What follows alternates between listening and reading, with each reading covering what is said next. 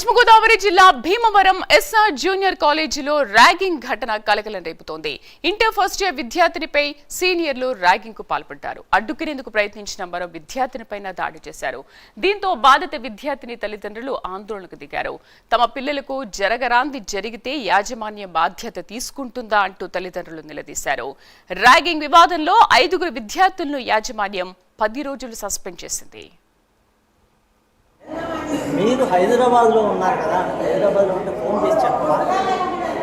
మీ అబ్బాయి ఇలా గొడవ అయిందంటే మీరు సాల్వ్ చేస్తాను, మీరేం కంగారు పడకండి, మేము ఉన్నాం కదా అని భరోసా అనాలిగా.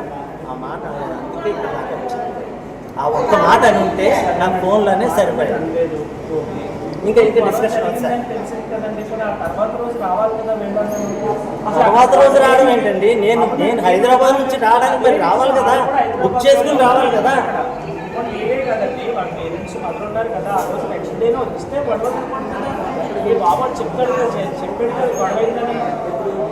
ఇప్పుడు సార్ అది చిన్న విషయం. సోమవారం జరిగింది, మంగళవారం నాడు చెప్పాడు కదా సార్. సోమవారం చెప్పాడు కదా, ఇంటికి వచ్చిన తర్వాత మరి మంగళవారం రావాలి కదా సార్. మీరే మీ పేరెంట్ రావాలి. నేను హైదరాబాద్లో ఉన్నాను, మీరు ఎందుకు చెప్తున్నారు అబద్ధం? నేను హైదరాబాద్ ఉంటే ఫోన్ చేసి చెప్పడానికి ఏమైందని అడుగుతున్నాను. నేను హైదరాబాద్లో ఉన్నాను, నన్ను ఎలా అడుగుతున్నారు?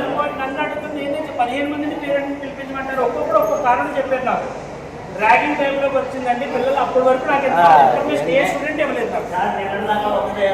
ఇదేంటండి నేనేదో తప్పు చేసినట్టు మాట్లాడుతున్నారు, నాకు అర్థం కావట్లేదు. నేనేదో తప్పు చేసినట్టు చెప్తున్నారు. నేను మిస్టేక్ చేశాను దీంట్లోనూ. మరి మిస్టేక్ నాకు ఎందుకు తగ్గుతానండి? మిస్టేక్ కాదని అంటారంటే మళ్ళీ బాగా చెప్తున్నాను, మీకు అదే చెప్తున్నాను. నాకు చెప్పలేదు మీరు పేరెంట్గా, నేను ఏమైపోతుంది, నా బిడ్డ ఏమైపోతాను, నాకు ఫోన్ చేసి చెప్పుకోవాలిగా, చెప్పాలిగా. నా బిడ్డ గురించి నువ్వు చెప్పాలా వద్దా? మీకు చెప్పాలా వద్దా? మీకు చెప్పాలి. చెప్పనంటారండి, నా బిడ్డ గురించి చెప్పాలిగా మీరు. పెద్ద మనిషి ఏంటంటే మీరు హైదరాబాద్లో ఉన్నారు కదా, హైదరాబాద్లో ఉంటే ఫోన్ చేసి చెప్పాలి.